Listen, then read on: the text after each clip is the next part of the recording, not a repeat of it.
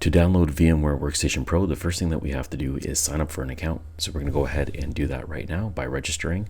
I'll make sure I link this URL in the description below. So you're going to want to put in your email address, and then you're going to want to put in the verification code that you see here, and then click on next. It's going to send you a code, and then you can go ahead and enter that in. And then what you want to do is enter in the registration information here. And we've registered successfully. We'll just go down to, I'll do it later. All right, so once you're signed in, you're just supposed to go to all products. And inside here, you can type in VMware Workstation, and it'll show up.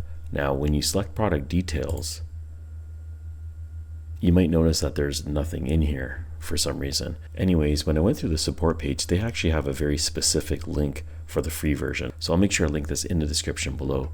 When you click on it, it's going to bring you over to a very specific portal page to download it. So over here, this is where you have all the versions for Windows and Linux. I'm going to be downloading the latest version, which is VMware Workstation Pro 25H2 for Windows. We'll go ahead and click on that, and then we'll have the link over here that we're going to click on. You have to select the terms and conditions, then you can select that, and now we can go ahead and download it. So it's going to ask for some information before you download it. You can go ahead and enter that in here, and now we'll download, and the download should begin. Okay, and there we go. It's been downloaded onto our PC. We'll go ahead and go to the folder, and now we'll begin the setup.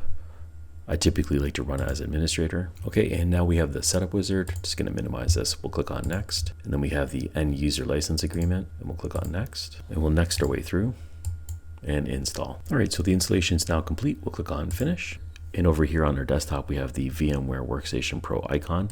We'll just go ahead and click on the shortcut, and there we go. So we've just installed VMware Workstation Pro 25H2 on a Windows 10 PC. If you're looking to install a virtual machine, I have plenty of guides on the channel, and I'll walk you through those steps. If you thought this video was helpful, please smash the like button. Thank you for watching. Catch you on the next one.